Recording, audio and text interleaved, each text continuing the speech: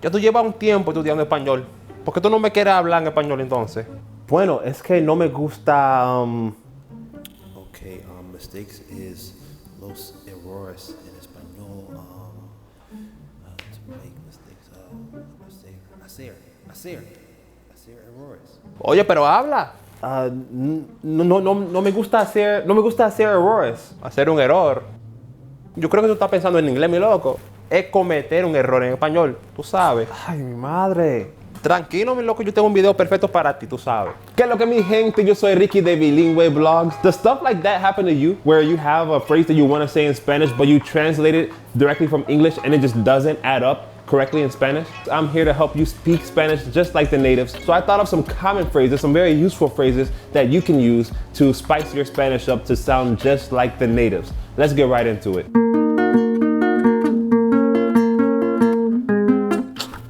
Me cuesta aprender esta canción. Bueno, ¿cuánto cuesta? ¿Qué tú vas a hacer con ese dinero? Yo no quiero tu dinero. Dijiste me cuesta mucho.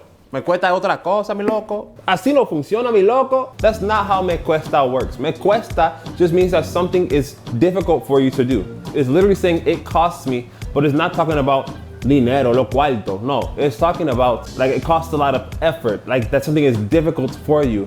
Por ejemplo, ustedes saben, you guys know that I speak with the Dominican accent. And with the Dominican accent, the S's can just like disappear into thin air, right?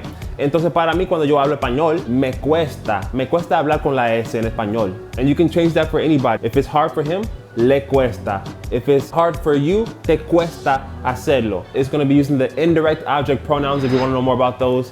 Video up there, tú sabes que lo que. But that's how me cuesta works. Let me see your examples down below in the comments. Esto no trabaja.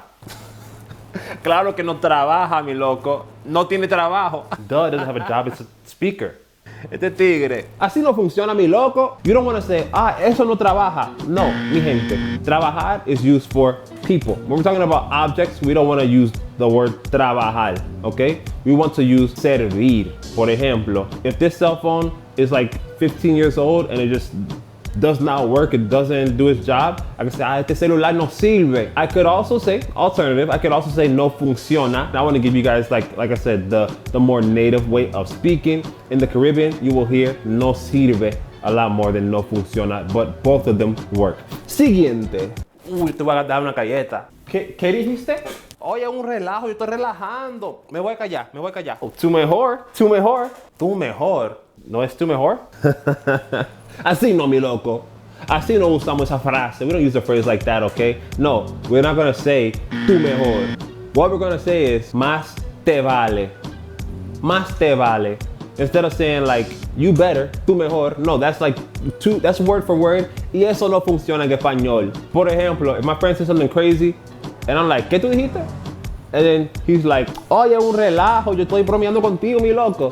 I'll be like, más te vale. Más te vale. Siguiente frase. Primo. Hey, tengo que ir a la tienda. Tú puedes, ¿está bien? ¿Tú puedes contar conmigo? ¿Está bien? Okay, 3, 2. Pero deja relajo que tú haces. Primo, estoy diciendo que you can count on me. Wait, no es contar en?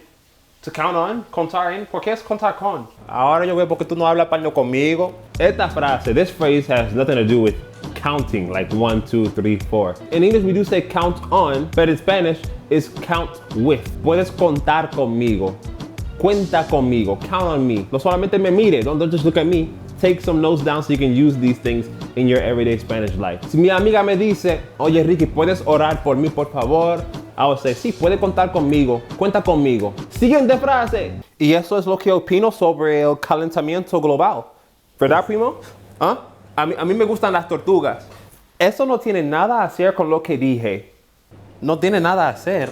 Así no funciona, mi loco. Tener que ver means to have to do with something. So, por ejemplo, if I'm, arguing a point and then you bring up something random, I'm going to be like, oye, pero eso no tiene nada que ver. That doesn't have anything to do with it. Or I can make it longer, we're talking about a book and then all of a sudden you're talking about something that has nothing to do with the book. I'm like, oye, pero eso no tiene nada que ver con el libro. Entonces, tener que ver, you're going to conjugate the verb tener, but keep que ver the same in all the contexts, okay? Muy bien, yo quiero ver tus ejemplos allá abajo. Siguiente frase. Yo quiero hacer más trabajo, pero quiero dormir también, ¿sabes? No, pero primito, recuerda que a quien madruga, Dios le ayuda. Voy a... To keep, seguir en mente.